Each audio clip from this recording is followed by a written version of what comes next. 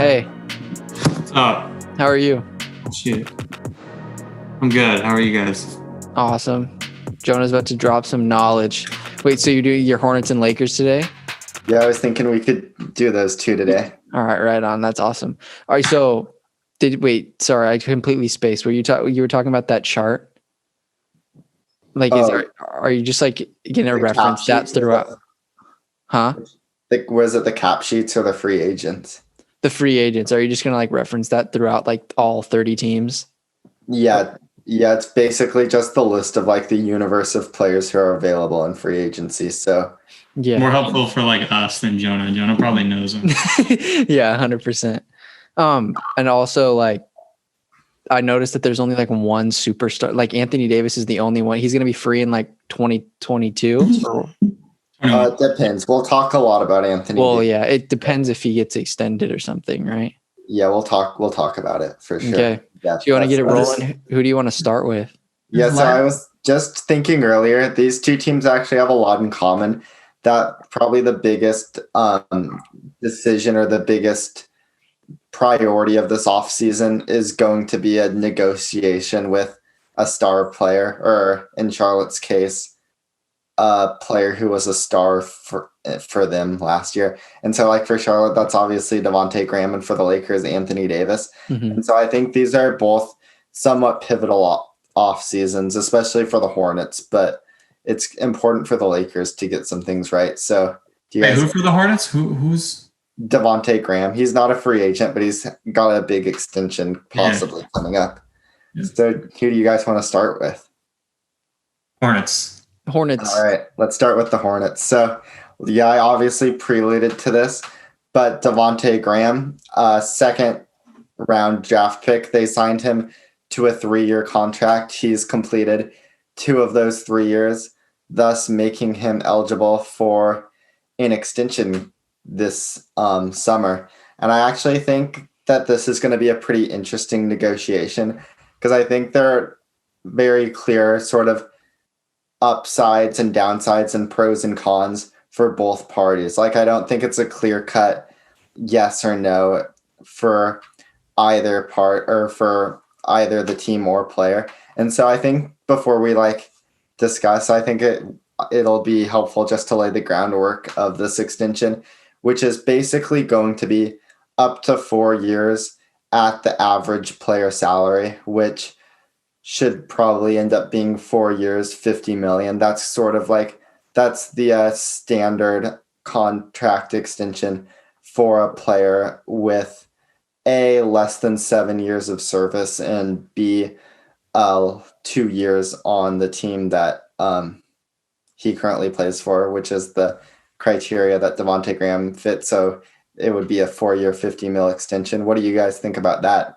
Is that value for Graham or for the Hornets? Or Well, didn't you say you weren't very hot on him? Like he's been a little disappointing or not consistent or something?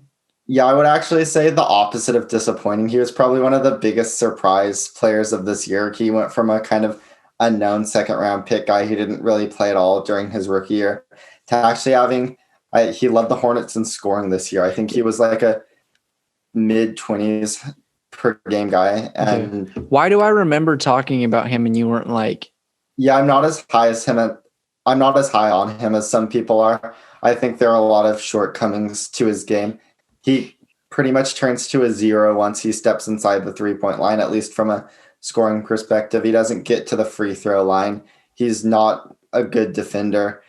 And the 3-point shooting kind of fell off as the season went along. So there's reason to think that his impressive start to this campaign was a bit of lightning in a bottle. But I still think that there are reasons for the Hornets to believe in him and want to keep him around as part of their future. 100%. He looks like towards the end of the season, or like in March or whatever, he was dropping like close to 25 a game. Yeah, he's definitely a volume scorer. Channon, what do you think about him? I think he's a good player. I think he's definitely got room to improve. Like you said, he needs to work on his inside game, but I feel like that contract is a win for the Hornets, in my opinion. Yeah, I would agree with that too. If I'm the Hornets, I think I probably would definitely offer him that, because the opportunity, and we'll talk about this a lot. I've been thinking about it in terms of the Hornets.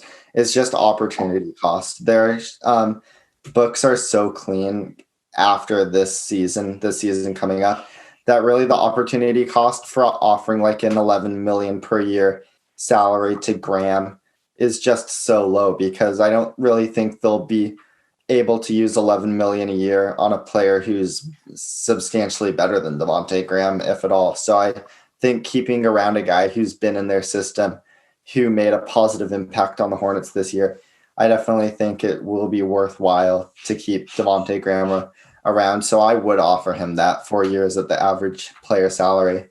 If you're Graham, what do you think about that if you're Devontae? I don't know, but one sec. So like, don't they have Terry Rozier? Yeah. So like, what's his contract looking like? They'll have two pretty solid point He guards got then, huh? overpaid, didn't he? Yeah, he's making 17 mil a year, and I think that contract extends out for 3 more years. So he's Yeah, he got a definitely, big contract. yeah, How did he do this year though? he played well too. So how's that much different from? How much more is that than Devontae? If Devontae's making what 4 year, 50 mil? Yeah. Okay. Yeah, like I don't necessarily think they're too redundant, if that's sort of what you're getting at. And $28 million a year, it would probably add up to around $30 million a year. And if that's like your best two players at the guard position, I don't think that's a ridiculous price. And I think That's true. I think Graham and Rozier both played well enough this year to warrant the Hornets taking at least another look at him. Yeah. What about Malik Monk? Yeah, so that's another interesting one. He's another extension eligible guy this year, and I don't think there's any way he gets extended. So I think he's going to get 1 more year to sort of prove himself on Charlotte before he hits free agency for the first time in his career. But just to take it back to Devontae Graham for like one last point, just to think of it, like if I'm Devontae Graham's agent, I don't even know if I pick this option up for Devontae, because you always hear these players sort of talking about the concept of gambling on themselves, and sort of like if Devontae can repeat what he did last year, he hits free agency in the summer. Well, I don't know if it's going to be the summer, but in the year of 2021, which is a year where a bunch of teams, including the Charlotte Hornets, project to have a bunch of cap space. And so if I'm Devontae Graham, if I keep this performance up, I probably am looking at more than 11 or 12 million dollars a year. I agree, definitely. Next offseason. Yeah, bro. Nick Batum is on the Hornets. Yeah. I feel like that guy's been in the league for a while. Yeah, for sure. I loved him with the Blazers. 1 more year on the Hornets. Damn, dude. Since 2008 and he's only 31. That's crazy. Yeah. That is absolutely insane. On the other hand, too, like there are scenarios, I think, where things can go wrong for Devontae Graham this year. I think he will get plenty of playing time, and he'll get plenty of like opportunities to repeat the performance he had from last year. I don't think the Hornets are necessarily going to draft a guy who overlaps with him. Even if they get LaMelo Ball or an Anthony Edwards, I think they'll have Devontae Graham play alongside those guys and still get plenty of shots up. And is he the starter?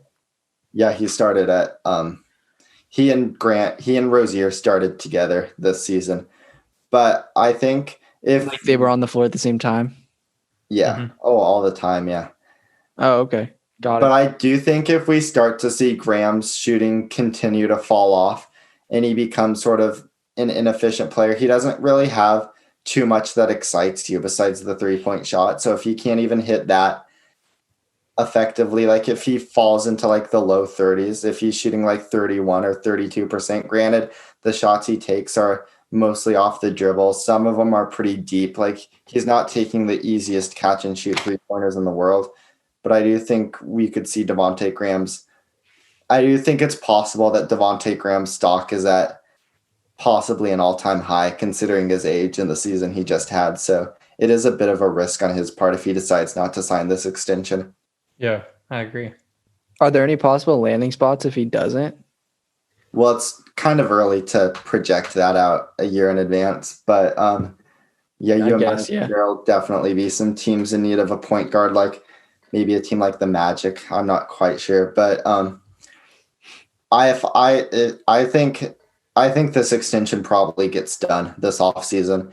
I think it's a no-brainer from Charlotte's perspective because you get an exciting young player who was probably your best guy this season, and you get him on a pretty team-friendly deal considering the length, and 11 mil or 12 or 13 or whatever it ends up being is not a lot of money for a starting point guard. And I think on Devontae Graham's side, it's just, especially during like the uncertainty of COVID and what's going on just with the economy right now, I think players are going to be a little bit more risk averse this summer. So I think we see a lot of deals get done, which under normal circumstances would seem team friendly. But I think 4 years, 50 mil would be something that Graham would sign on to.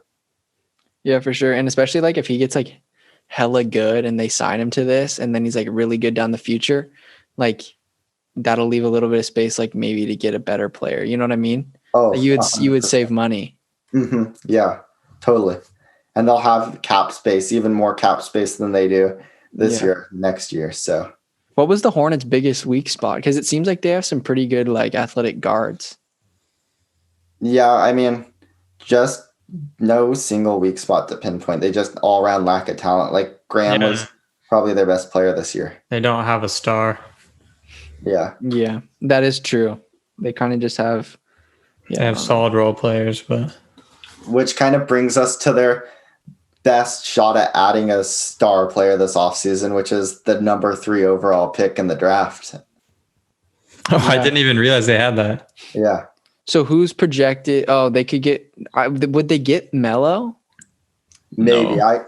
I don't think that they would do that because it seems like they already have. They've got Terry. Well, I mean, if LaMelo's around at number 3, they'll take him. But yeah, but I don't think he will be. I don't think he'll last. Oh, you think he's going 1? Probably, if I had to guess. So that means that leaves Anthony Edwards for 2. I mean, for 3. Unless somehow the Warriors trade out of their pick and Wiseman falls or something unexpected. But if I had to guess, I would definitely say Anthony Edwards would be the odd man out at number 3. And I think Charlotte would take him. Yeah, I agree. Yeah, dude, I don't know.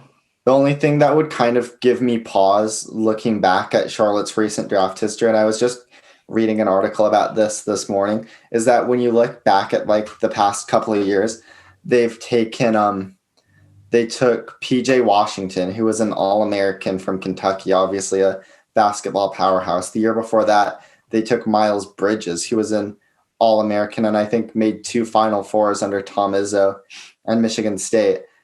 And I think 2 years before that, they took Frank Kaminsky, who was on one of the best basketball teams of all time and was the player of the year at Kentucky. Like, this is an organization that really likes to take sort of blue blood guys who have experienced a lot of success at the college level and played for really good NCAA teams that were well coached and just came from sort of that winning pedigree. And Anthony Edwards is not really that guy at all. He's never been on a winning team in his life, and the team he was on at Georgia was pretty terrible.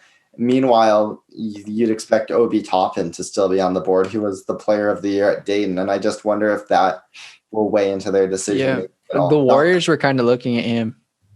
Yeah, and not that I'd take him in the top 3. I would go Anthony Edwards probably if I'm Charlotte, but just something to think about.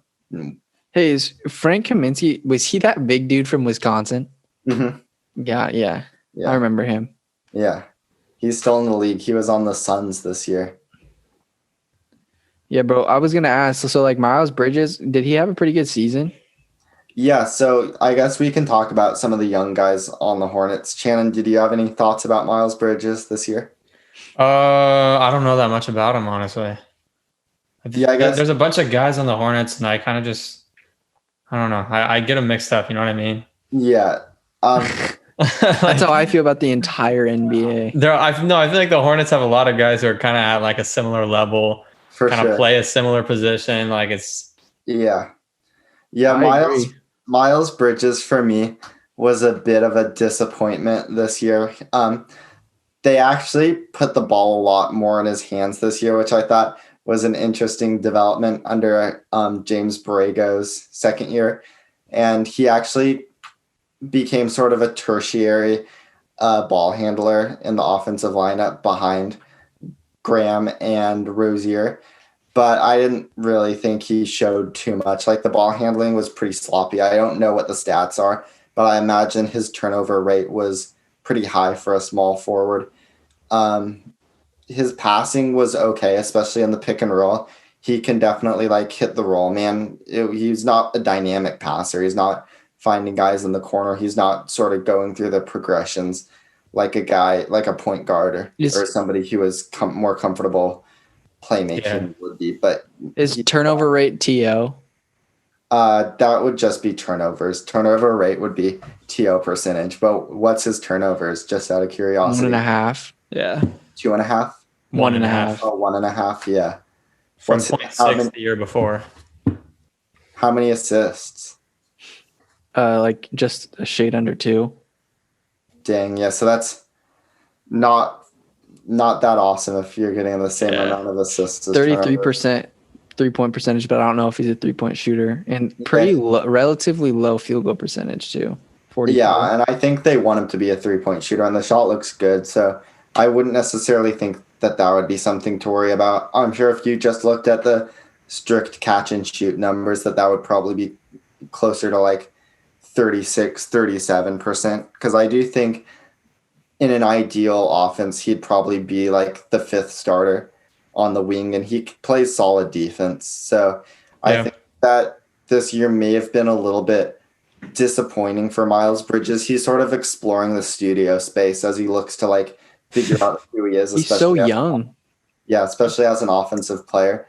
But I don't think this was necessarily the year Charlotte hoped he would have. I definitely think they still see him as a key part of their future, though. Yeah, I agree. I don't think they should give up on him yet. No, he's a 22-year-old man. And you hear his name tossed around quite a bit, like in terms of if Charlotte was going to trade up to 2 and try to get the Warriors pick, that it might be the 2nd pick and Miles Bridges for the Warriors' 2nd overall pick. So basically the Warriors and Hornets would swap picks and the Warriors would get Miles Bridges. I don't know. What, Kellan, do you have any thoughts about that?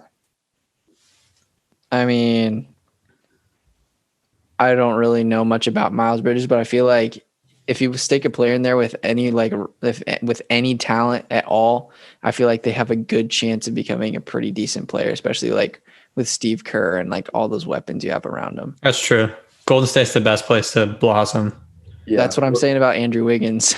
I could see him being pretty good. Yeah, I'm sure he'll be better there than he was. Kellan, would it change your mind if it was PJ Washington? Would that make you think any better? Who's that? He was actually their 1st round pick in 2019. I have no idea. So he's actually a guy who I like quite a bit. I actually like him more than Miles Bridges now. This was his rookie year. Kellan, can you look this up? I think he made 2nd team all rookie, but I'm not sure. I think I had him 2nd. I'm pretty sure I had him 2nd team. But yeah, I was impressed by the year he had. He's already a much more polished offensive player than Miles Bridges, a much more polished offensive player than I thought he would be. He can hit the 3 ball for a power forward, is very helpful. He started the year lights out and then kind of regressed as the season went on, but I still think he was mid to high 30s, which you'll definitely take that from a rookie who's playing the 4. And then he also has a bit of he's second team. Okay, yeah, that makes a lot of sense. And then he also has a good post game. Like he looks like a big boy. Yeah, he's a guy who can definitely, like, if he gets a guard on him for some reason, he can finish in the post. He has a nice mid-range. I definitely think he's got a future in the league. A good positional defender. I don't think he's going to be guarding the best wings in the NBA. Like, I don't think you'd put him on a LeBron or a Kawhi, but I think he can hold his own against most guys. Yeah, I mean, is he a small forward as well? Power forward. Power forward? Okay. Yeah. I was about to... This goes to show how stupid I am. Like when I see SF, for some reason, I wanted to say like a strong forward. No, SF means small forward. Yeah, that's what. Yeah, SF small forward. I don't know why I wanted to say strong.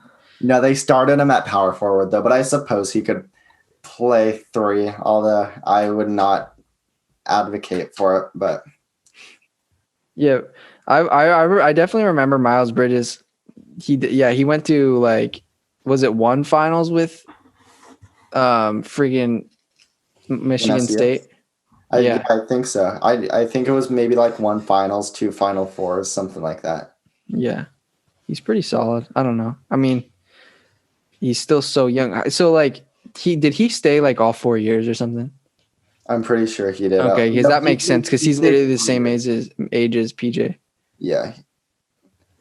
I guess before we hit the free agents possibilities for the Hornets, I just want to give a quick shout out to probably my favorite Hornet player, guy who I really enjoyed watching this season, and that's Cody Martin. I'm pretty sure he was either a 2nd round pick or he was undrafted. He was on a non-guaranteed contract, and he was pretty awesome this year. I think he's got. Are like him and his brother like the same person? Yeah, they look very similar. Like 6'5", 205, both of them. Like, I don't think it gets any more similar than that. Look at their pictures too. They look exactly alike. I can never tell them apart on the court when I'm watching the Hornets. But anyway, Caleb Martin, I think he's going to be an extremely useful defender. Maybe not as an on-ball guy guarding the best threes, but as a help defender, he has such good instincts. He got a lot of steals, quite a few blocks. He was just sort of a playmaker on the defensive end. So I definitely think that he'll be a worthwhile guy in the Hornets' future. And they have a couple other fringe rotation players like Jalen McDaniel, Caleb Martin, that I think are worth giving another look to. I think they're both on non-guaranteed contracts for about 1.8 mil coming up this year. So I definitely think they're guys who you would consider taking another look at before you send them on their way. Charlotte also has a strong league fits presence. Oh yeah, Terry Rozier. No, Dwayne Bacon. Oh yeah, Dwayne. I was literally just about to ask about Dwayne Bacon. Yeah. I used to always see like his Snapchat stories. I'm like, who is this guy? Yeah. No, his fits are fire. Dwayne Bacon's an interesting one because he actually started some games for him earlier in the season, and then they kind of became disenchanted with him as the year went on. There was a big story that people have kind of blew this out of proportion, but he was actually playing in the G League on his own bobblehead night. So he didn't even play on the night they handed out his bobblehead at the stadium. So I would not be shocked if they don't even extend him the qualifying offer this summer. Like his time as a Hornet might be nearing an end. The Hornets, they got to get rid of Nicholas Batum. Yeah, they're paying him $27 million, dude. Oh, really? But and how much? Gosh. Cody Zeller. Cody Zeller's like 16 or 17 more, right? Oh, really? Yeah, let me look it up. But that's Cody Zeller's 14 more. But yeah, this is their last year of Batum and Zeller, so yeah, the cap sheet's going to be looking pretty good. Yeah, for sure. Batum got paid $27 million to average 3 points a game. He's living large. Yeah. So anyway, do you guys have any last thoughts about some of the younger players on the Hornets? Or I mean, really. They've got some. They could be first. They could be first team all last name between Willie Hernangomez and Bismack Buyambo and Dwayne Bacon. Yep, that's some pretty solid stuff right there. Like based on what? No, just interesting names. Okay, just cool names. I think like Hernan Gomez. Hernan Gomez. Really? He's going to hit free agency this year, too. I think he's an interesting. Who's Kobe Simmons? He's one of their two-way guys, two-way guard. But it's mind-boggling to me that these men are like so young. Like they're like our age. Yeah, they're like Miles Bridges is a full-grown man, and he's literally 2 years older than us, basically. And he's making millions of dollars. It's crazy how young these guys are. And even when you hit 30 and 31, that's considered your prime. You could be considered on your way out in the NBA at that age. which is wild. I don't know. Yeah. If the Hornets, yeah, I've never really took a deep look into them. This is the most I've ever looked at the Hornets roster in my entire life. Yeah. Oh, one more thing. I guess we kind of skimmed over the draft, but I definitely think they should take whoever's available out of the Ball, Wiseman, Edwards. I agree. Players. I think that'll probably be Anthony Edwards, who's not an awesome fit, but like me and Channon were talking about earlier, like this Hornets team, they just desperately need a star player. And Anthony Edwards, even though he's far from a perfect player right now, he has probably the highest upside of anybody they could take. So I definitely think I wouldn't turn my nose at Anthony Edwards if he was still on the board. I agree. And like we were talking about, they're going to have a lot of money to spend coming up. So 100%. I don't think it would be a bad move to kind of take a chance on a guy like Anthony Edwards, see if his offense it can like do what he has done like on the NBA level. Because I mean, you have so much money you can spend coming up. Yeah, and I guess to lose, and your whole roster is so young. So like, so absolutely. Young. I guess let's get into one man over 30, and that's Batum. Yeah. Wait, how old is Zeller? Is 28. Oh, he's only 28. Dang, he looks like he could be 40. But let's get into some of the spending money that the Hornets are gonna have this offseason. So $18 million in cap space. That is after they make. Did you just memorize that, or are you looking at something? No, I haven't memorized. Wow. Could you tell me the cap space for like the majority of teams coming into this offseason? Well, I mean, only 5 teams have cap space, so. Oh, really? Yeah, it wouldn't be that hard, but. I don't know. I have no idea. Yeah, this is kind of going to be a quiet market this year, but anyway, so usually I'd be a proponent for saving my money and just maybe making 1-year deals, sort of, because the 2021 free agency class just looks so good compared to this one.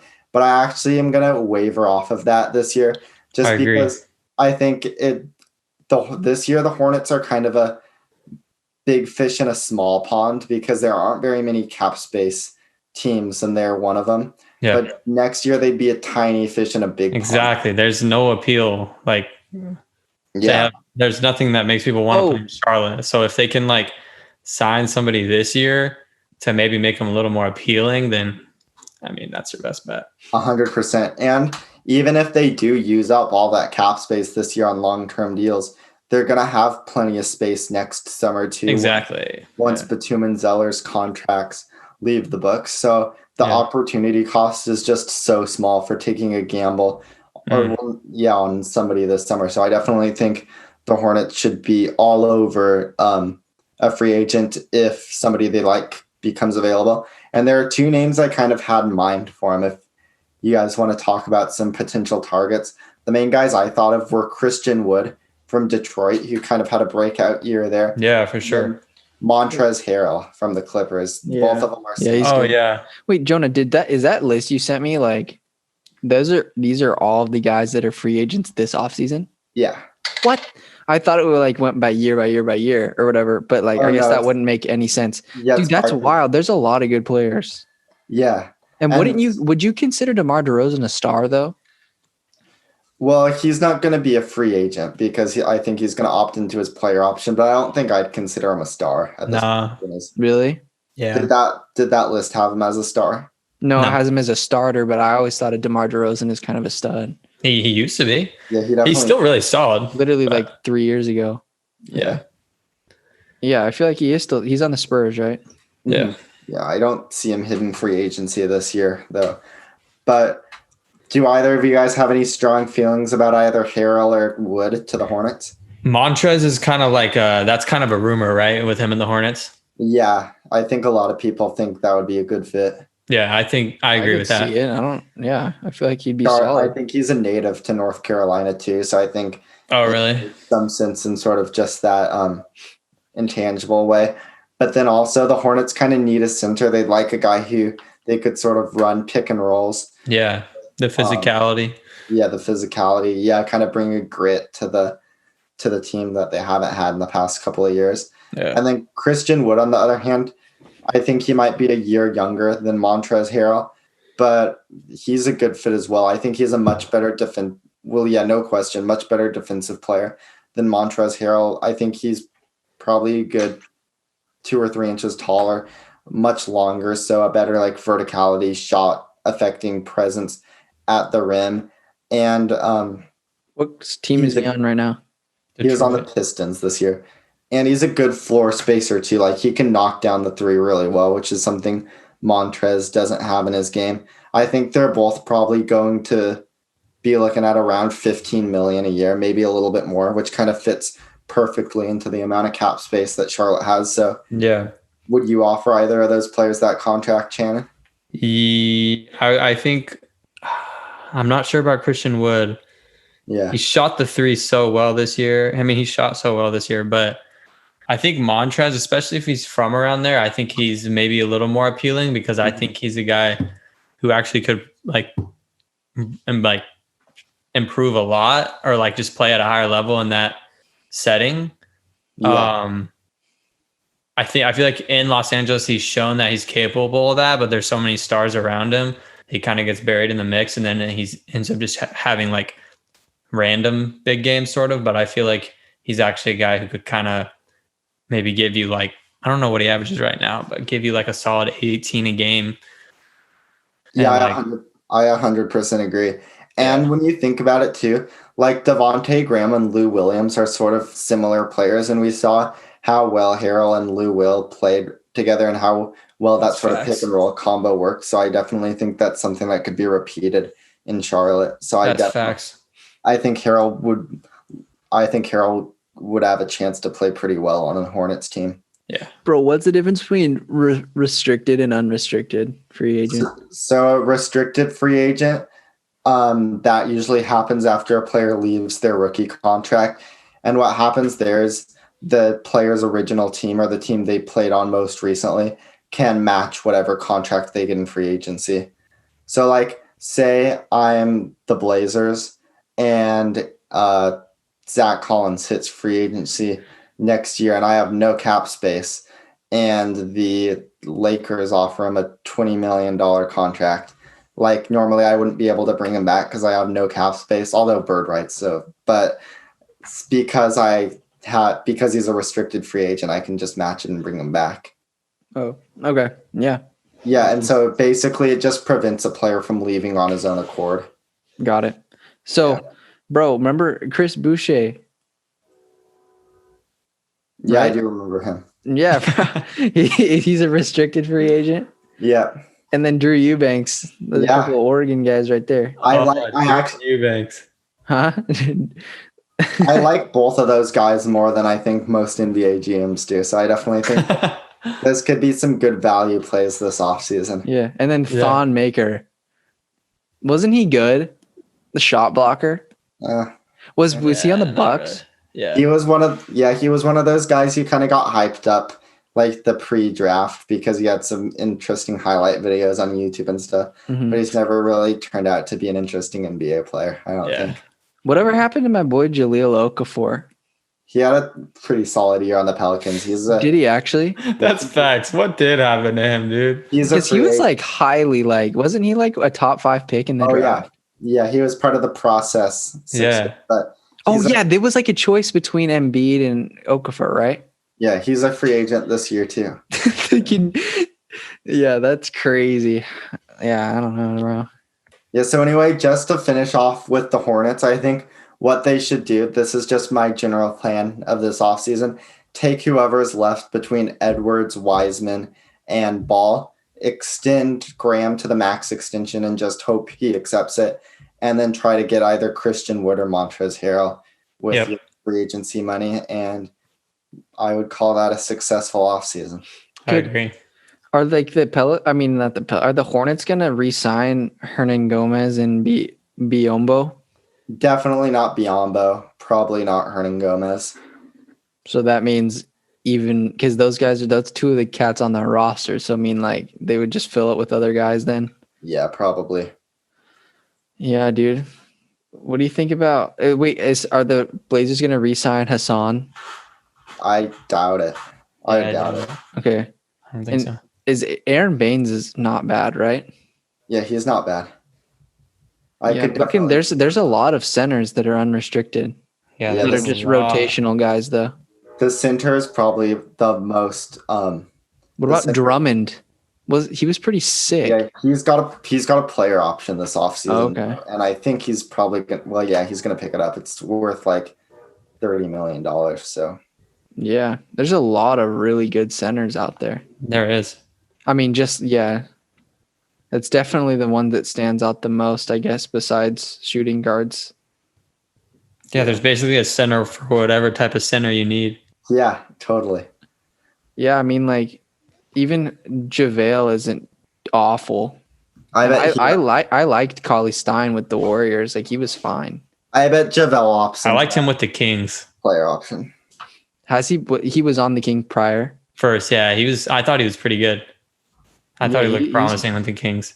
He's not, bro. Not the Niners. The Warriors looked like they were when they had Cauley, and then they had D'Lo, and then like Damian Lee. We look like some scrappers on the court when we had like Cauley Stein brings an element of like kind of scariness because he looks like a gangster. That's facts. He's tatted up. Wait, Jonah, I know this is the wrong episode, but really quick, what's your quick thoughts on the whispers about potentially adding Boogie to the Portland roster? I've kind of sold all my DeMarcus Cousins stock. I don't really know how much he has left to give. Where is he? He was on the Lakers, and then I think they cut him. But They did, yeah. Yeah, but maybe. What do you think? I mean, if he's back, I don't think it's hard to know what you're getting. Yeah, but I think it has the potential to be like the coolest thing ever because of like the thing with Melo. Imagine we add Boogie and he ends up being like a super solid backup big and just like bullies people, and he's never going to play the way he used to, but like he's still so big and so physical, and he has so much like just talent as a big. Like I don't think it's impossible. It would just be so cool for him and Melo to both have that kind of experience with Portland. Even when he was on the Warriors and he was sort of recovering from an injury and playing a little bit, and he was nowhere near his peak, he was still like positively contributing to them at points during the finals. So right, yeah. I think even at DeMarcus Cousins, that's like at 60%, still can like help you in certain ways. Definitely. So it's worth it. He had flashes of like, damn. Yeah, I remember when he was for like a season when he would drop like 55 and 15. Was he on the Kings too? Who was he on? Yeah, that was when he was balling with the Kings. Dude, yeah, he was a monster. Yeah, he's just like pretty immobile though.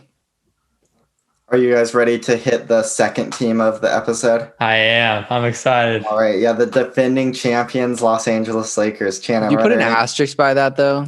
No. I don't. No. All Not right. at all. Because I asked Jonah earlier and I think he said yes. When was that? It was in one of our prior NBA episodes. Maybe that was. It was when we were talking about like the Blazers and stuff, and like. Oh, that doesn't count because if we're talking about the Blazers being eliminated by them, then yes. Yes. Yeah, no, I swear to God, you said that this season comes with an asterisk.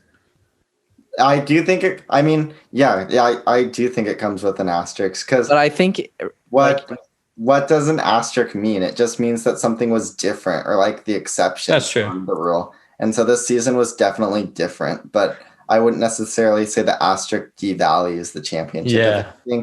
They had to like overcome more obstacles. So I think exactly this is probably like a special championship to have. Yeah, I agree.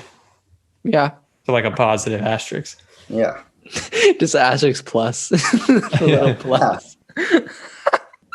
Bro, I swear to God, if the Dodgers win the World Series, I'm like, there's kids that like don't even know anyone on the Dodgers, and then they just like post stuff on their Instagram story. I'm just like, shut up. Like, are you a Dodgers fan? No, I'm a Giants fan. Where I freaking hate are they? the San Dodgers. Francisco? Huh? Are they San Francisco? Yes. Yeah. I'm the biggest Rays fan right now, but the Rays got pretty much shelled today. So. Is that who they're playing? Yeah, they lost 8-3. The Jeez. Dodgers, they're dude. The Braves blew a 3-1 lead. They just gotta win. There was like a little funny meme or whatever that like the Braves and they're gonna get together with all the 3-1 like lost teams, and then someone was like, "Yeah, I think the Warriors are bringing snacks today." Oh, that's gotta hurt. Yeah, it wasn't good. And then who else blew a 3-1 lead? The Jazz. Oh yeah, that's right. I remember texting Jonah. I'm like, yeah, it's fine. The Jazz lost, but they're still going to take this series. And then nope, Jamal Murray just goes off. Yeah, we predicted on the pod that freaking the Clippers were gonna win. Oh yeah, we assume? Yeah, we like talked about the next. Oh yeah, series. and then that whole episode was a bust. But about the Warriors losing 3-1 in the finals, Jonah, imagine if the Blazers lost 3-1 in the finals. How much that would hurt. Yeah. Like way worse than the Warriors, because you guys won like what, 3 championships in 5 years or something like that. Mm-hmm. Should have been 4. That's true. Well, yeah, But we honestly should have won this many. Because the Rockets, they were savage, and then if Kawhi Leonard doesn't get hurt, we're screwed. And then we came back against the Thunder. Remember? Weren't we down 3? What were we down? Yeah, 1-3, yeah. Yeah. We got seriously lucky in some of those runs. But when you came back down 3-1 to the Thunder, that was the year you lost to the Cavs anyway, right? So Was it? yeah. Yeah. Yeah, it was. All it's a blur. I wonder if the Thunder. No, they wouldn't have beat the Cavs. You don't think so? Maybe. I don't think so. Yeah, LeBron was kind of on a mission that year. But Yeah. Was Serge Ibaka still with the Thunder at that point? I don't remember. I don't think so. Yeah, he wouldn't have been. I think he would have been like on the Magic or something. Yeah. But anyway, should we get to the Lakers now? Yeah. Okay, cool. Channon, you were excited to talk about him. Do you have anything you'd like to open up with? Well, the stuff I am excited about is more like free agency and like different moves they can make. So we'll save that. Okay, yeah. Let's just get to free agencies to start out, because I don't think there's Anthony Davis is going to come be like a billionaire. Anthony Davis. I don't know. So this is going to be very interesting to see what he does, because he's going to return to Los Angeles for sure. Go to the Warriors. What? Go to the Warriors. Maybe, who knows? But it's just going to be interesting to see what sort of contract he takes with the Lakers, because we're really going to learn about what his priorities are. So the first option, and I think he's already turned this down, would to be picking up his player option for the last year. But he turned it down. Yeah, he turned it down. And that just is the thing that sort of includes the least amount of sort of flexibility and wiggle room for him. So I can kind of see why he would have not wanted that. The other options for him would be either a 3 or a 4 year deal.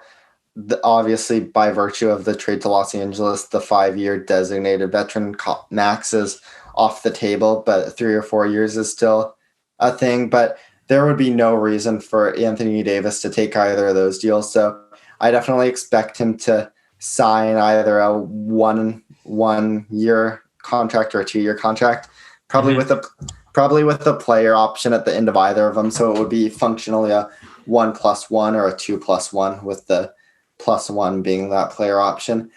But I just want to do a quick thing about like the virtues of both and why he would accept both. So obviously for the 1+1, the max contract is linked to a percentage of the NBA salary cap. So for a player like Anthony Davis, who I think just finished his 8th year in the league, 8 years of service correlates to the 30% max. So the maximum salary that Anthony Davis could earn with the Lakers, obviously this would be a different situation if he was on the Pelicans, but since he's with the Lakers, the max he can make is 30% of the salary cap, which works out to being about $35 million plus 8% raises, which probably won't come into effect because he's going to be signing a short year deal. So if he signed the 1+1, because the salary cap, or because the max contract is linked to a percentage of the salary cap, and the salary cap's expected to be not so impressive this year because of the loss in revenue the Lakers took, a 1+1 would sort of allow him to get off this contract as soon as possible and then sign a new max deal once the salary cap is a little higher. So that would be the reasoning there. And a 1+1 would sort of allow his contract to end at the same time LeBron James' contract is ending. So he can sort of coordinate whatever his decision would be with the knowledge of whether LeBron is going to be sticking in Los Angeles or moving on. And the reason he'd accept a 2+1 is sort of what we saw Kawhi Leonard do with the Clippers. And basically what Kawhi did was just coordinated it to have his contract end at the same year that he would hit 10 years of service in the NBA. And once you hit 10 years of service, your max contract becomes 35% of the salary cap. So Anthony Davis could just decide to sign a 2-year deal and then get a new max contract once that is a more substantial portion of the salary cap. Mm-hmm. Yeah, bro. Is Anthony Davis from Chicago? Yeah. Yeah. So sorry, that was probably pretty boring, but do either of those options sound more enticing to either of you guys if you put yourself in 80s shoes? I mean, dude, all I know is that man's just gonna get paid. I don't know. It depends on what he wants. Mm-hmm. Well, obviously, but like, I feel like it makes sense to kind of try to have his end at the same time as LeBron, so they can kind of figure out what their next move is. Yeah. But if he just wants to get the check and wait for that 10-year, yeah, and 35%. I mean, at this point, yeah, dude, that's gonna be so much. At this point, I don't think Anthony Davis is a guy who has to worry about long-term security. Like, he's already made a ton of money in his career, and I think he's kind of in the same boat as Kevin Durant, where if he were to get really seriously injured in this upcoming season, he could still get the max contract wherever he wanted at the end of the year. So I don't really think that weighing risk in terms of injuries or poor performance is something AD has to consider at all when making his decision. Does he have a signature shoe? No. I think he was wearing Kobe's for most of the that's right. Yeah. playoffs. That's weird. I feel like he should. It's this is like kind of related but not related at all. Like Brandon Ingram, are the Pels gonna re-sign him? Yeah, he's restricted, so the Pels will just match whatever offer he gets. He should be getting a max contract. Well, bro, he's 22. Has he been in the league for like 3 or 4 years now? 3 years. Yeah, this was his 4th. So he was in the league when he was 18. I guess so. Yeah. Damn, that's freaking crazy. He's good, dude. He's good. He is really good. But it's just like wild because I don't know. They're just so freaking young. Like Anthony Davis, he's literally been through it all. Like he's only 27 now too. I don't know. Yeah. Crazy. So if I were Anthony Davis, I think I'd do that 1+1, like Channon was saying, line it up with LeBron. And then you also get to sign a new deal as soon as the salary cap recovers from whatever financial hit the NBA is going to take this year, which this might be another story for another episode, but we should talk about sort of the economics of how the NBA salary cap is going to function this year. I think that's pretty interesting. Yeah. But I definitely think it's going to be a one. Well, I think it should be a 1+1. That's what I'd be suggesting if I were 80's agent. And then you can sign another 1+1 in 2021. And then you can do whatever you want in 22 when you're making the 35% max. Facts. What are we doing with Wenyen Gabriel? Yeah, restricted free agent for the Blazers. I'm not sure. I kind of liked him. Yeah, I don't have a super strong opinion either way. If we can bring him, if he's cheap enough, I guess bring him back. Yeah, I would give him another year. Regarding offseason moves for the Lakers, to me, the elephant in the room is the possibility of sacrificing the depth and potentially adding CP3 to the roster. Don't do that. CP3. Don't do that. Yeah. Don't do that. So who would they have to give up? Obviously, Danny Green would be the largest piece of salary. Who else do you think? I was reading about it today. I don't remember, but it was like they would have to don't do that. They would have no depth. Mm-hmm. So I don't think they should do it. But if you can, because the problem is CP3 and Anthony Davis are both injury prone. Yeah. But if they could be healthy, I don't think there's anything that could stop CP3, LeBron, and Anthony Davis. The Warriors. Probably not. Yeah. I don't think so. I do. Who's going to stop Anthony Davis on the Warriors? James Wiseman? No. James Wiseman. No, he's not. Draymond Green. No. Well, then who's stopping LeBron? Clay. No. What? Hey, Clay's a good defender. He's not a LeBron defender, and he's coming off a big injury. Who would guard LeBron? Steph. Clay would have to guard CP3. I don't think Steph can really guard CP3 like that. Yeah, Steph could definitely. Oh, Andrew Wiggins guards LeBron. Andrew Wiggins locks down LeBron. I'm telling you. I liked what I saw when they played they got destroyed by the Lakers, but I liked what I saw from Andrew Wiggins when he was guarding LeBron. Another guy I'd like on the Lakers, just from a basketball standpoint, I don't know if the Lakers really have the horses to make a deal like this happen. But what about Drew Holiday? Yeah. Oh yeah, that would be a good fight. Because the Lakers, dude, their defense would be ridiculous. Yeah. And the Lakers' main issues this year were like playmaking behind LeBron and shooting. Yeah. And Drew would definitely solve both of those. I just feel like if the Pels decided to make Holiday available, they're just like, I feel like so many other teams would have better packages than the Lakers. But I mean, yeah, Holiday's from Los Angeles too, so it would make sense that way. It would be hilarious for the Lakers to yet again 2 seasons later make another trade for a New Orleans superstar. But they would be tough. a couple other guys that was kind of my main one. I mean, obviously, like I've heard the Chris Paul rumors too, and I definitely think Chris Paul would be scary on the Lakers. But just like all the players you'd have to throw in there, like they probably have to give up too much. Yeah, they probably not only too much, but just those. I feel like those trades like don't usually happen where one team's given up like 6. Yeah, true. Yeah, it's because it's kind of hard to make those work. But I definitely think, like you were saying, like they'd just be unstoppable. Like that would be just such a crazy big 3. Yeah. Get Jordan Clarkson back. Yeah, maybe. What's the deal? What's Goran Dragic situation?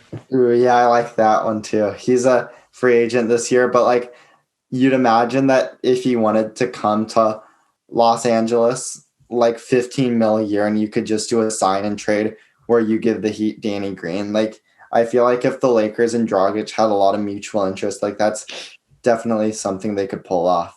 I think he would be. I feel like they're weak at the point guard position, obviously. I mean, Rondo was so good in the finals, but he doesn't show up in the regular season, really. Mm-hmm. Yeah. So I think they definitely need a stronger point guard. Yeah, and it was a big issue for the Lakers, I feel like, not having a point guard throughout the regular season, especially like you'd prefer to have a guy who could shoot. And that sort of brings me to a handful of guys who I looked at for free agency for them too. Like what about like a DJ Augustine or even like a Raul Neto or Shabazz Napier?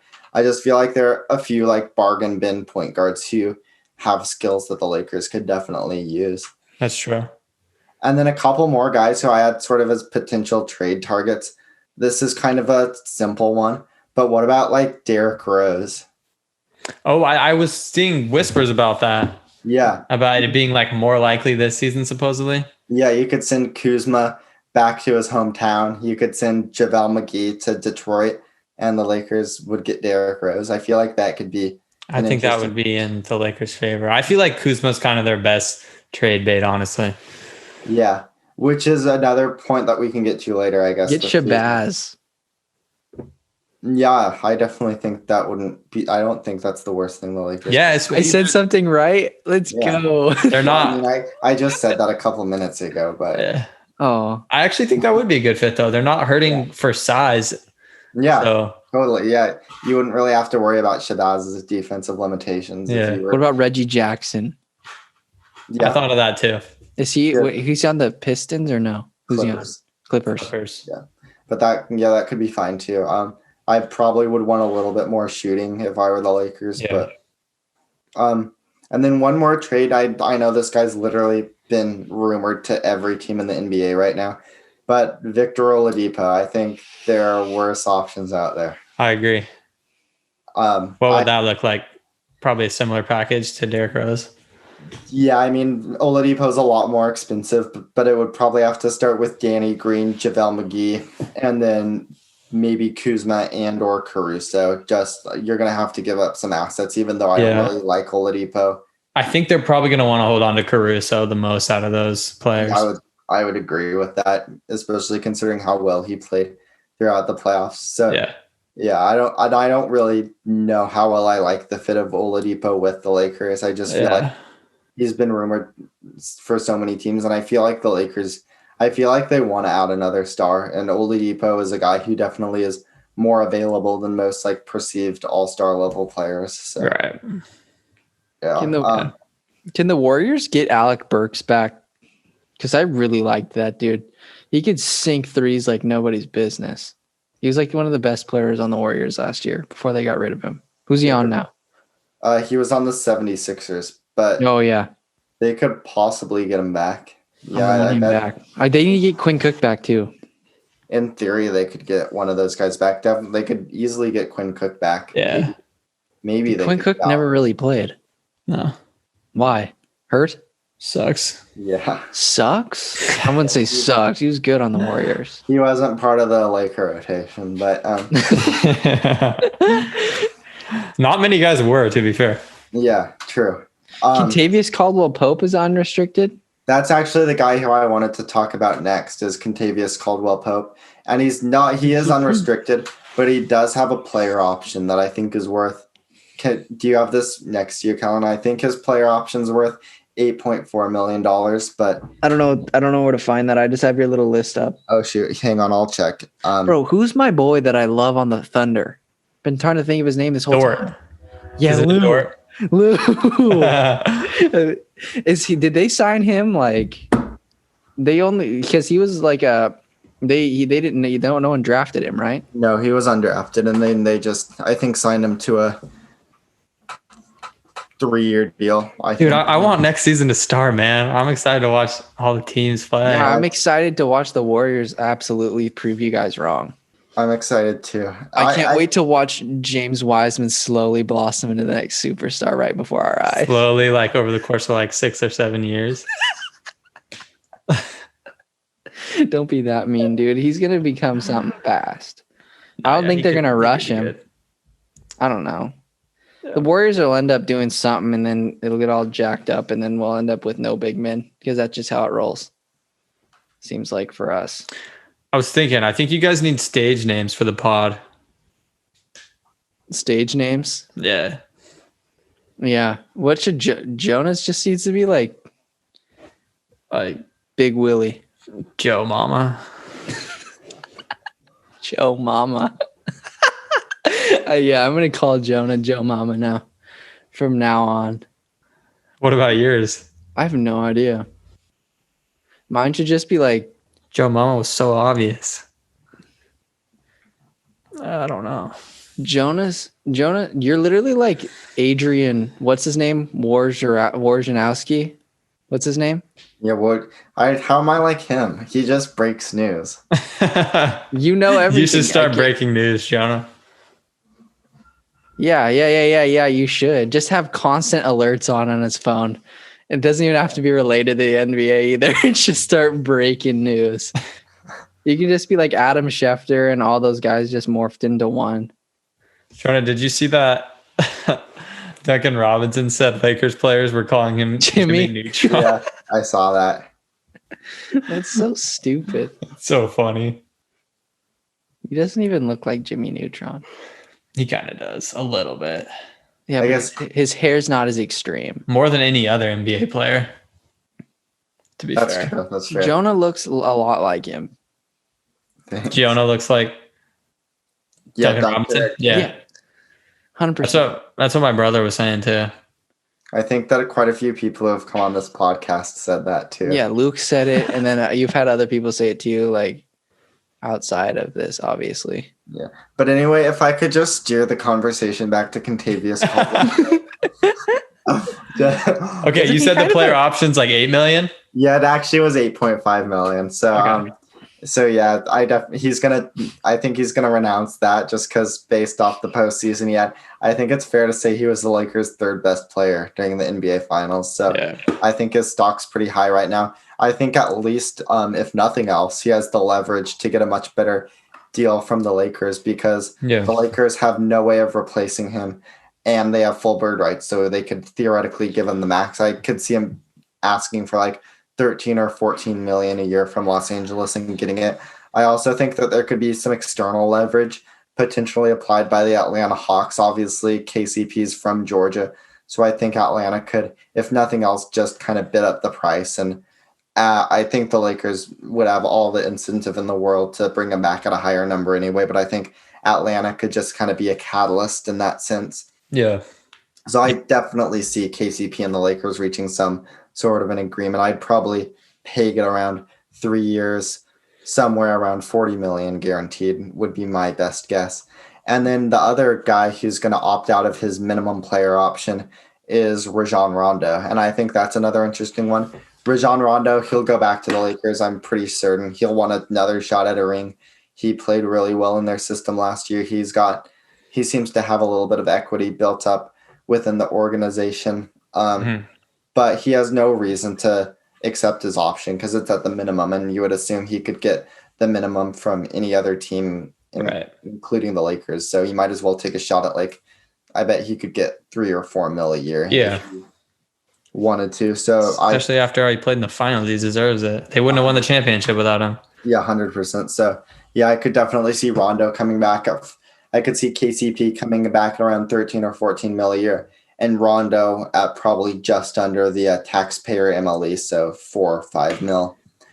And the Lakers will have the taxpayer MLE. This team's starting to look a little bit expensive, but they could add a guy up to, I think the taxpayer MLE is now 6.3 million. So whether that's like a point guard like we were talking about, like a DJ Augustine or a Shabazz Napier, or maybe they look to get some wing help. Like I think Glenn Robinson III makes sense on a lot of teams. I think Justin Holiday makes sense on a lot of teams. Yeah. The Lakers are no different. So I definitely think that the 6.3 mil MLE is going to be something to take a look at for Los Angeles. They have, I think JaVale McGee is going to pick up his player option. I think Avery Bradley is going to pick up his player option. Yeah, that's pretty much it for free agency. One closing thought is Kyle Kuzma is going to be extension eligible this offseason. There's no way he gets extended because that would make it impossible for them to trade him because of A, the contract just becomes somewhat less desirable, B, the poison pill provision. So I think KCP probably is going to be waiting until next summer to get paid. And that is about all I have for the Lakers. Any other thoughts from you guys? No, but I am gonna do one thing, so you guys should keep talking about the NBA because I'm trying to figure something out. Wait, I wanna look up what that thing said about the Chris Paul trade.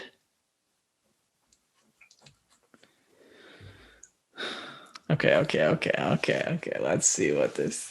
Yeah, I swear to God, if they get the Chris Paul thing, it's gonna be just like how the Warriors were when they got KD. Like they have zero things after KD in their main studs. Yeah. Because their other runs before that, they actually had a little bit of depth, and then after I'll take a look. I'll take a look at it too. I just feel like that's so much money to get to. Like Chris Paul, I think he makes 43 mil a year. Like, yeah, I know. Yeah. Okay. Where is it? Come on. Oh, I saw this too. Mo Harkless potentially being appealing for the Lakers to add. Yeah, I agree. I think Mo Harkless makes sense on a lot of teams. Yeah, definitely. I would take it back on the Blazers, honestly. Yeah. Oh, CP3, he makes 41 mil a year. That's still a lot of money to get to. Let me see how it would work.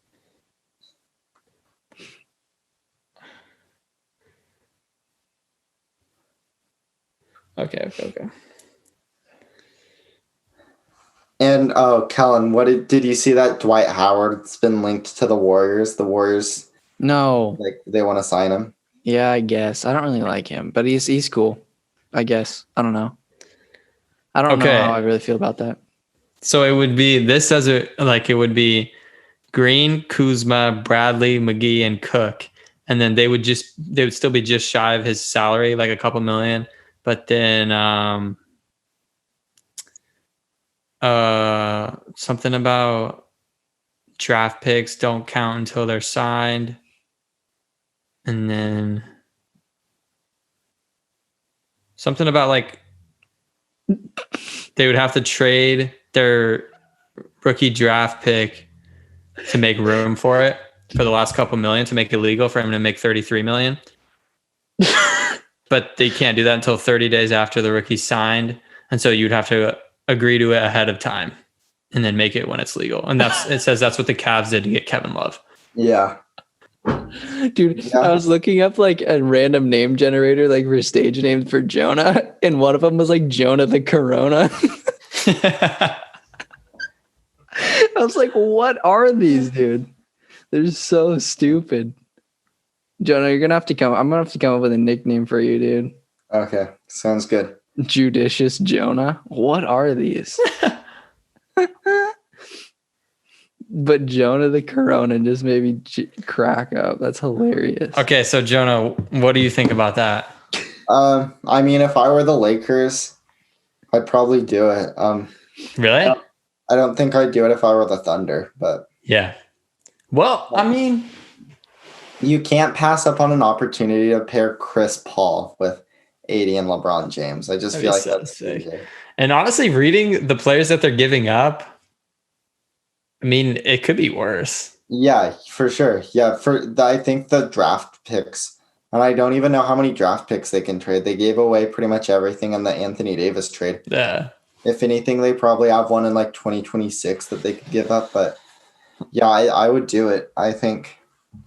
I mean, from the Thunder standpoint, it's not like they're gonna. It's not like they're pursuing a title right now. Yeah. And Chris Paul is probably going to get less and less appealing. Oh, yeah. Like, yeah. trade bait as the years go on. Yeah.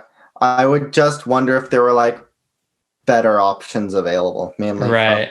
from the Knicks and maybe the Bucks. Like, if I were the Thunder and that was the only offer on the table, I would probably take it. So, yeah, maybe. I kind of hope it happens. It'd be so fun to see. Yeah, I don't know. You're kind of talking me into it. I think it makes sense. And Injuries would just be, if they could just stay healthy is the thing. Yeah, and for teams like the Lakers, I'm not too worried about them. Like, I'm not too worried about them not having depth because we saw it this year. Like this year, it seemed like they were totally inflexible. But when you're Los Angeles, you can just sign like quality veterans like Rajon Rondo and Dwight Howard to minimum contracts because they want to come play for the Lakers. Exactly. That's so facts. No other team can really do that.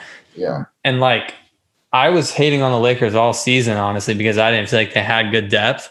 Yeah. I mean, when you get into the playoffs and the finals, you're probably playing 6 or 7 players anyways, 8 at the most.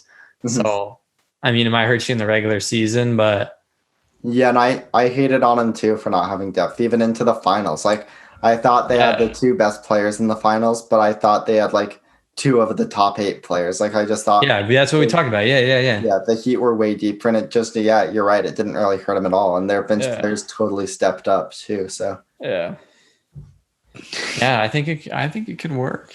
Yeah. It'd be so sick to see. And I kind of want CP3 to get a ring.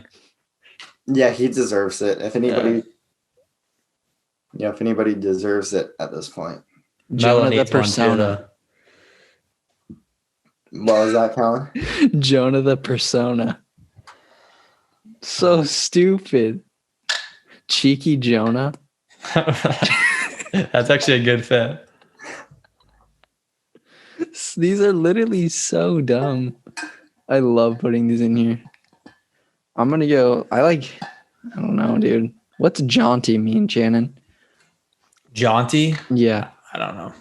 You don't know what a word means? Come on. Oh my gosh. I'm not nice. Come on, that. AP Comp. Isn't jaunting like frolicking, like I'm jaunting around in a field or something? I think he's right. Yeah. All right. I'll look it up. Astute Jonah. These are the dumbest nicknames I've ever seen in my entire life. Like, jaunting is a short excursion or journey for pleasure. Let's go, Jonah. Mr. 1400 SAT. Geez, that's freaking crazy. How much did you study? I didn't really study for it. I hate you. Dude, I got a 5. I got a 5 on the AP Lit exam and I didn't study. Yeah, because basically, if you did good in high school, That was Jonah's dad. Shout out to your dad for that. Yeah, I mean, if you do good in high school and you remember like everything you've been taught, like that's what's on the SAT. So That's facts. unless you've been forgetting stuff, there's really no reason to. And people like Jonah don't just spend time forgetting stuff. So Yeah. Dude, literally, like I just memorize things and then it's like after the test. Straight up, like it's not good. I feel that. Oh, have you started utilizing Facebook ads yet? No, but I've literally me and Bianca literally talk about it every day. I just haven't done it yet. But yeah, we've been doing TikTok and like. Yeah, no, I see you grinding. I like your posts every time I see them. Thank you. No, dude, Facebook ads. I started doing it this week. You kill it. The growth is fire, dude. I'm not spending that much money, and okay. I need to do it. Just look at all my like curves. Holy moly. That's streams. That's listeners. Followers. What do you do it through? What is it? What tracks it? Okay, so that part's kind of confusing. You have to set up a pixel. Well, that was Spotify for artists. You can look at that. Oh, okay. But what you can do is you can set up, it's called a pixel, and you have to, I use toned in. It's like so like if someone sees my ad and it says, like the little thing that pops up says listen now, if they click that, it takes them to a landing page where it has like my Spotify, my Apple Music and stuff. Mm-hmm. And that's through a service called Toned In. It's free to set up, and you have to connect your Facebook pixel to that. And then you set up your ad as a conversion ad, and you like plug in your pixel when you're setting it up, and it tracks your conversion so that when you're on your ad manager, you can see how much you're spending per each conversion and how much conversions you've had. Yeah, dude, I need to do that. Yeah, you do. I do. There's like, you know how annoying it is, like trying to get people to follow on Instagram and stuff. It's just like, it's impossible. Oh, by the way, my Instagram followers, without even doing anything specifically for Instagram followers, let me see how many. I think I've gained like 160. That's freaking epic. Yeah. Dude, that's so cool. Like 165. And it goes up like 15 a day. That's fire. Yeah. That's awesome. Because gaining Instagram followers is hard. And the thing is, a bunch of the people are DMing me and saying like, I love your music. Like they're like legit followers. Like it's not like it's like come and go followers. You know what I'm saying? Like people who want you to follow them back. It's people who follow you because they're interested in what you're doing. That's freaking awesome, dude. Yeah, I need to do that. Yeah. It's crazy. On the come up. We've been having some good episodes too recently, I feel like. Yeah, 100%. Like our last one that we did with like all those guys doing football, it was so much fun. Jonah, you had to be on. They all missed you. They wanted you to come on. Yeah, I will next time. I know nothing about football though. Who cares, dude? I mean, like football is like obviously like our favorite thing to talk about, but like you don't have to be. Yeah, come on. I'll make like I'm not knowledgeable in basketball, but I can still semi talk about it just like you can. Yeah, you know more about basketball than I know about football. You at least know basketball players and stuff. Yeah. Well, I mean, I don't know. I don't think I could name more than 5 football players. Try. Let's go. I think I can name 10. Hey, wait, no. Perfect TikTok clip. I think I can name 10. Patrick Mahomes. What's that guy? That's my favorite one. I can't think of his name. Odell Beckham Jr. Okay. So we got 2. Aaron Rodgers, does he still play? Yeah. Tom Brady. Yes. So that's 4.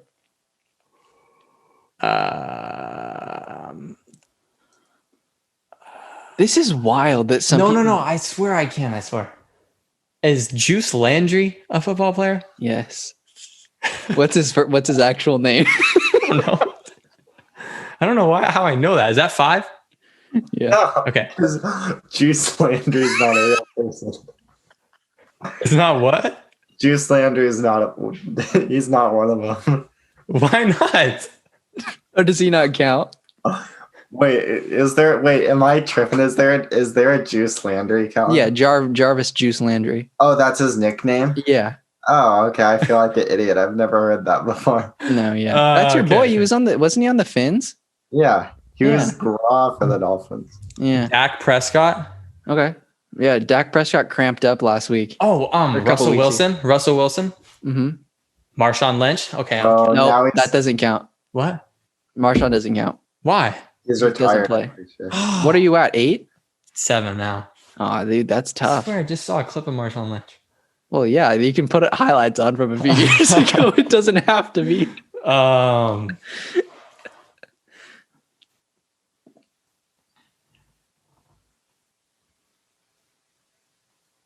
Julio Jones? Okay. Oh, let's fucking go. That's a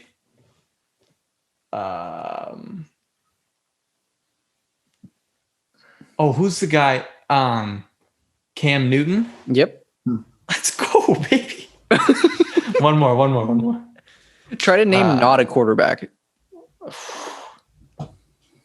Let's try to get one running back in there. Okay, I don't know. Dude, there's a guy who plays on the Chiefs. Oh yeah. He's like super fast. Yeah, he's a little guy. Oh, dude. The cheetah. What's his name start with? What letter? Huh?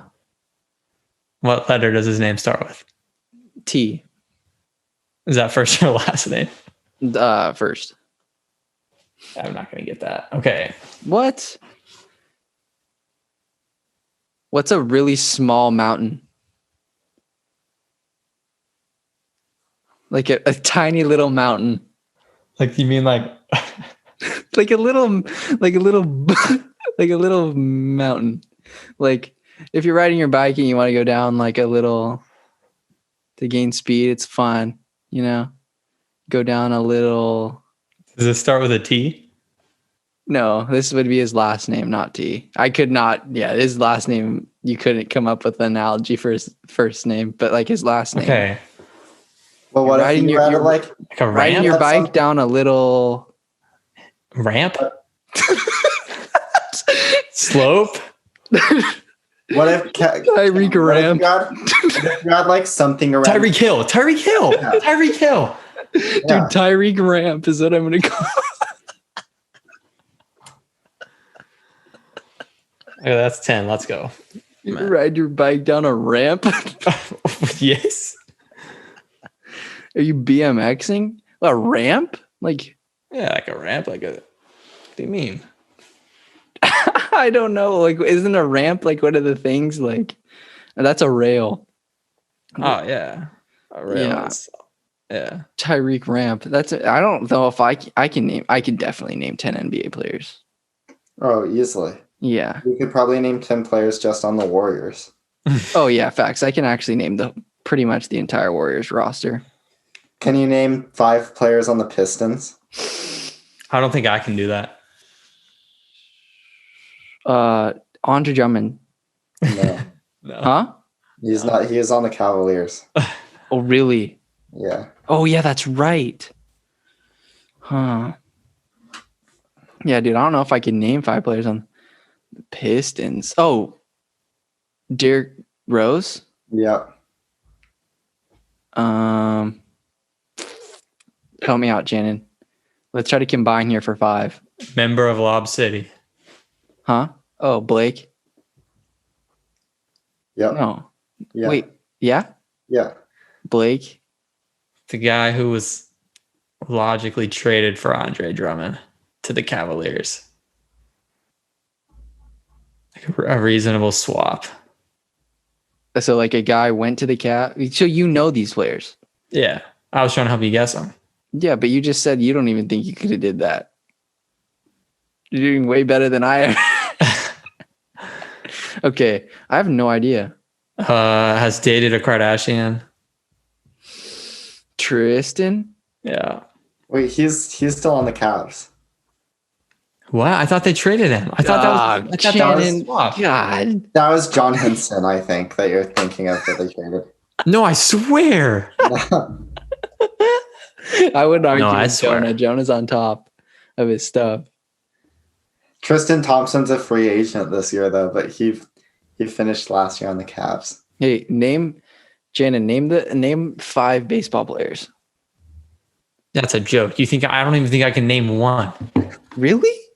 I don't think I can name one baseball player. Okay, I'm gonna do this. I'm gonna say 4 names, and like you gotta pick which, like, if some of them are real. Okay, I'm just gonna say a name, and you're gonna pick if they're real or not. All right. Okay, I really can't think of a single baseball player though. So go ahead.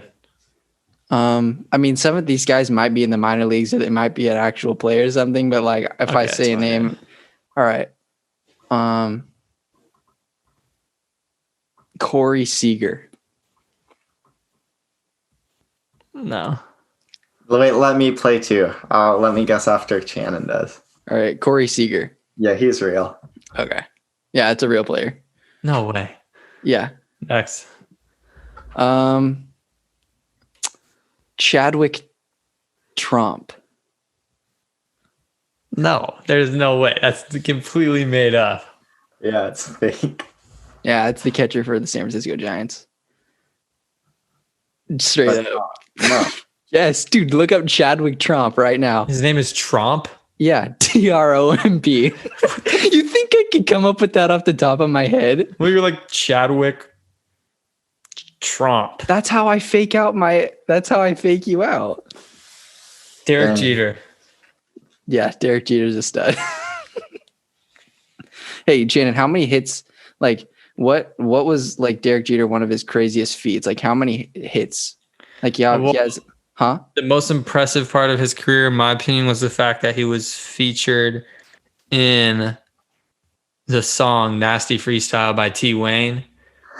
Quote, I'm the rap Derek Jeter. And what's even more impressive is that actually inspired the name of on Channon's previous username, which was the rap Derek Jeter. Jonah, are you finding Chadwick Trump? Yeah, I found him. Oh, Yeah, Jonah. He Yeah. hits tanks. I am fighting for a Boogie with a Hoodie's life on TikTok. Wait, what? What are you talking Okay, about? so I posted a TikTok Yeah, and I said that Drowning yeah. is a top 50 hip hop song of all time. Because Yep. it totally is. I love that song. I can literally listen to that song 10 times in a row. Mhm. Dude, bro, I'm pretty sure Jonah introduced me to that song when we He were introduced driving me up. to that song too. I We was were going to a big Blazer Boogie game, guy. I think. And I was like, whew. He showed me that song at lunch one time and I was like, I listened to it over and over. Like after that, it is so good. And I got the TikTok, it got like 30K views. So many people, it has like 246 comments. So many people are just like, you're an idiot. This song isn't even top Wait, 500 on hip what? hop songs on my TikTok. Bro, That's on crazy. Instagram, I literally posted a thing on like a comment on a UFC picture, got like 700 plus likes. Dude, I used to I was this like, summer. hold on. And like these people were like randomly adding me and like, you need to get over it, blah, blah, blah. I'm like, I just was trying to comment something. Like I wasn't Dude. expecting this backlash. I like tried to do that this summer. I turned on like notifications for like Sports Center You just and like House of Highlights and stuff. And I would like go for the top comment. My top likes, I got one with like 5K likes. that's crazy. I know I didn't gain anything from it, but I thought I was going to. But Yeah, I need to do that with the All Gear No Game account. Just post like a hot take or something and just get people to just like get mad, see if they follow or something. That'd be crazy. I feel like our podcast is like the opposite of like the hot take podcast there, you know? Yeah. Well, yeah, Channon, let's drop some hot takes in the chat I right feel now. like we're more reasonable than those people. yeah, I guess. Channon, do you want on next Friday? We're gonna do like scariest like sports injuries of like all time Oh, geez. and for like Halloween. And we're gonna make like a list. like rank them. Yeah. Sounds lit. Yeah. I hate the scary injuries, Colin. It's not Me like we're gonna too. be showing pictures. Does it really? Yeah, but how am I gonna make a list? I literally never watch those. I avoid videos of injuries at all. I hate them too, dude. Leave it up I to can't me. even watch UFC because of that. Yeah. You can't It handle makes me UFC, sick. bro. Yeah. I've gone back and watched Nurk's injury one time since I saw it live. Yeah, I had to. They played it in one of my classes. Yeah. I had to look away. I was watching. So like the guy that I interviewed, he's still like he's not in the UFC yet, obviously, but he was making his professional debut, and then there was like amateur fighters fighting in the undercard, like kids our age, and it was just like this one kid was just getting like the crap beat out of him, and I was like, I can't watch this because it's not like watching a professional fighter defend himself. It's just watching like two kids in like the cafeteria just like going at it, and this one kid was just getting banged around. I was like, this is messed up because like one of the kids was, I think he was like 18 or 19 fighting like a 27-year-old man. I'm like, that's Dude, what? I'm like, that's like ridiculous. Like the body and like the physical maturation is like significantly different. Yeah, dude. Screw that. Yeah. I don't know. There was one kid though that was like 18 or something. He was a badass. How come you have an @ sign on your wall? Huh? The @ sign? Bianca's mom got it for me, Nice. and I just put it up there. Because it You used to should- say actually on my chalkboard, it used to say like all gear, no game. I was gonna say you should do that Yeah, I should. because then when you post clips on TikTok and stuff, people see that. Yeah, you love TikTok, bro. You're gonna. It's free stuff, bro. It is. It's crazy. Like I don't know. I like our UFC stuff or like mixed martial arts. It like goes off. Really? Like I did like the UFC 253 predictions. It was like our first videos on TikTok, and it got like 500 views. I was like, what? We just That's did like cool. we just picked names. Yeah, bro. It's the TikTok algorithm is crazy. Like videos will just. I have a video with 1.5 million views, bro. That's freaking insane. My NBA stuff is probably terrible for TikTok, huh? Dude, let's yours drop some yours- hot takes right now. Yours do well. Like But podcast-wise. mine are Like- like boring and long though. I feel like mine are better for the podcast than they are for like TikTok. Yeah, it's fine. You have some serious NBA knowledge, and I don't think people should take that for granted. I'm trying to think of my hottest NBA take right now, and I encourage you guys to do the same. Mine Okay. is literally James Wiseman, It can't be gonna about be- your team. future Hall of Fame. It can't be about your team because then there's bias. Well, is it really biased though when your team Yes. is one? Is it really when you're one of the greatest franchises of all time almost now? Yes. Okay. All right. Okay. So I'll say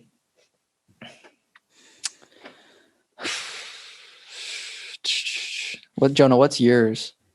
Would it I be say a hot- Blazers eliminated first round next year. That's not a hot take. That's literally what happened this year. But Yeah, but this year's different. I say Blazers don't make the playoffs. how hot of a take would it be to say Luka Doncic wins his first MVP? That's that's sick, but I don't know. if I'd consider that a hot take. You do. I think so? I would have him. I as can a see it favorite. though. Yeah, that's I think I can think of something even hotter. Hold on. Hang on.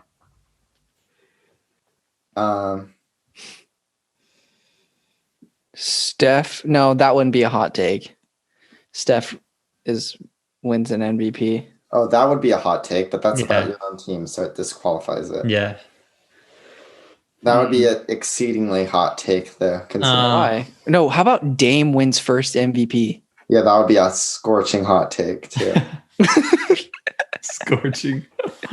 It would. I feel like that's not far fetched. Yeah, Dame. Think about the insane season Dame had this year, and he. I don't think he was even top 5 MVP voting. Because you have to win. Yeah, if they win, I think that he would actually be a strong candidate.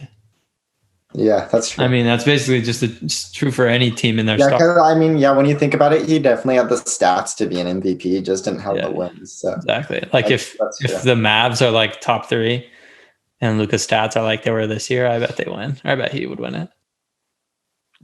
Dude, I just don't see like a lot of teams. Like, Okay, I just feel like I thought of one. Okay. Actually, this is kind of boring, but what about Clint Capella leads the league in screen assists for the next year? That's a the scorcher. headliner right there. That's a scorcher. That is a hot take. Wait, who's he with now? The Atlanta? Hawks, yeah. I think. Yeah, Oh yeah, dude, he totally can. Yeah. I can think of a better one though. Hang on. I'm gonna actually. Russell Westbrook doesn't complete one, or he averages 4 turnovers a game. Was Russell? I can't say his name. Russell Westbrook. Westbrook. Was Russell Westbrook an all-star this year? There was no all-stars. Yeah, there was. Yeah, there was. Wait, dude, I thought it got cut off. I think he might have been. Yeah. Well, he won't be an all-star. There was next an year. all-star game this year? That's not super hot. Okay, I have a one. How long ago was the all-star game? It's in February, so it was right before COVID. Here, can I do one that's like for the next 4 NBA seasons? Yeah. I think James Harden will not finish his current contract on the Rockets. Ooh, he's going to the Kings. Yeah, I think he's getting traded. The Kings would be crazy good if they had him. Kellan, is that a hot take that James Harden's going to get traded in the next few years? Or not really? What's his contract looking like?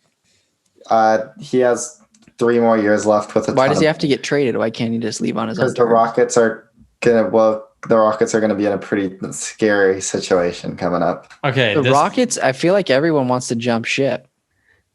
Well, yeah, if I've played for the Rockets, I'd want to jump ship. Yeah. Okay, this doesn't count because it's my team, but You can't say then. Giannis Antetokounmpo No, stop. will soon be playing for the Portland Trailblazers. Yeah, right. That would never happen. You obviously haven't seen the Instagram post that Damian Lillard has liked. Giannis is going to be a warrior. No. Yeah, why not? He has too much pride. He has a better shot of becoming a warrior than he does a Blazer. Disagree. That's a hot take. That's not hot. That's actually not a hot take, but I do disagree with it. Why? Because the Warriors are one of the teams that he's rumored of like being traded to. Or like going to. Because I think he's going to go to the Mavericks. I think that would be cool. No, he's going to play for the Blazers because Damian Lillard liked a picture of someone who was saying that. That's true. And last time Dame wanted a player to come to Portland, it was Carmelo Anthony. Yeah. So. Dame and CJ were in Carmelo's Carmelo ear. Anthony is not. Yeah. Yeah, I mean, like, Giannis is definitely, like, not as good as Melo, but I still think he could help the Blazers. Yeah, he adds value just because he like fills a position that we're kind of lacking in as far as like a starting role. But I definitely think Melo, if I was choosing between the two, obviously I'm taking Melo. Yeah, Giannis could be, like, a good energy guy off the bench, though. Like, he could be our Markieff Morris sort of. He's sort of more of like a practice player, in my opinion, just because of his length and stuff. Yeah. And also, he doesn't really have a 3-point celebration that I know of, but yeah, he could be like when we play the Lakers, he could be LeBron James on the scouting team, though. So that's fact. Who's Tyronn Lue the coach of now? The Clippers. The Clippers. Right. That'll be fun. I don't feel like he's going to do that well. Why? You don't have to do well. You have Kawhi. I felt like he was kind of a pushover in Cleveland. Kawhi's not the same as LeBron as far as coaching. What's up with Paul George? Is he still? He sucks. He has an ugly shoe too. Here's my hot take. Paul George won't be in the NBA in 3 years. 5 years. Okay. That's Andrew Wiggins leads the Warriors in scoring this upcoming season.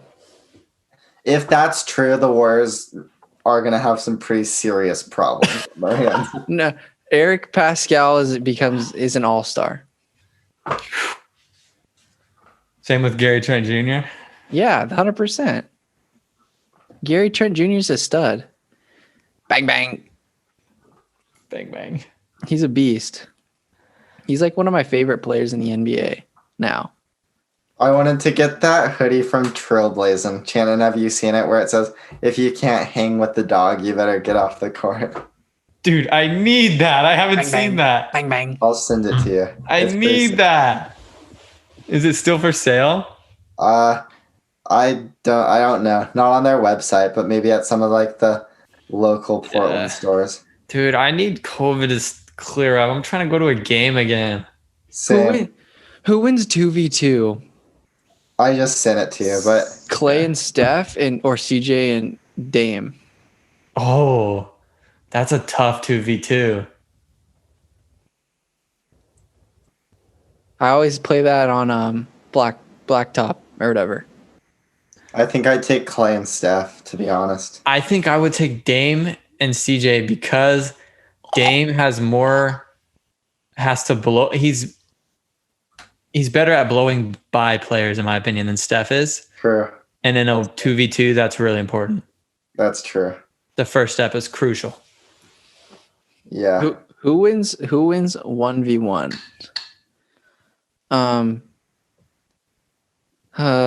Zach Collins or Draymond?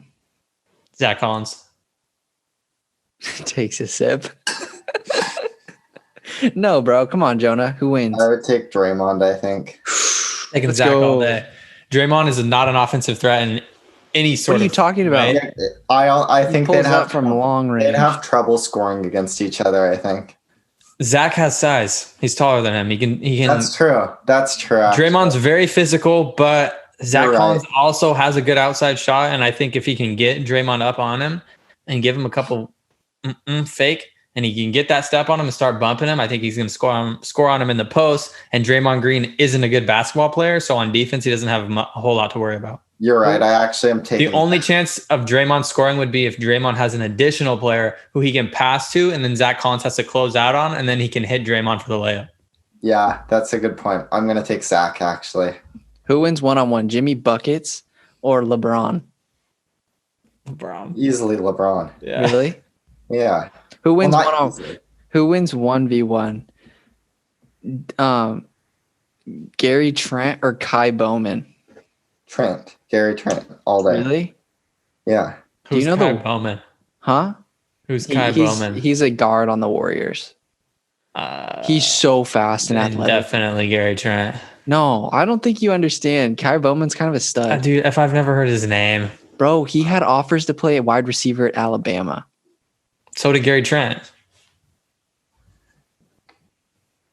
He got offered to play Gary- at Alabama. Gary Trent would beat him, Colin. I don't think Oh, so. my laptop's going to die. Oh, your laptop's gonna die. Okay. Should we log off for tonight? Yeah. What It's teams hard- do you dude, guys want what to time do? we start this at 9:30? When are we doing the Blazers? Do you want to do the Blazers next? Yes. Let's Are you guys go. gonna do a whole episode on the Blazers? Yeah, we have to do a whole episode. Oh, I can't wait. Can we bring a few It's more gonna be- people on? It's gonna be Let's a do long, long. Bring them day. all on. Okay. Yeah. It's gonna be a long day for me. All right, I'll catch you guys later. All right. Alright. see you Just let me soon. know when we're going to do that. Okay. Kellen, when do you want to do the Blazer one? I don't care. I'm free on. Tomorrow on Thursday I'm doing like a UFC one. We could do it. Do you want to do it like soon? Tomorrow? Yeah. Yeah, Channon, tomorrow. I'm down. All right, let's do All it. right. Same time. Portland Trailblazers. I'll I see you don't guys. want it. That's gonna be so dumb. Why? You guys are just gonna be like Portland. No, we'll be completely objective. Yeah, the Warriors one went really well, didn't it, Colin? So if the Warriors You're one, lucky I wasn't on that one. that's facts. Yeah. You would have shit on our team the whole time. Okay, cool. We'll do All it. right. We'll do it tomorrow then. Yeah. All right. Go. Later, Thank you. guys. Bye.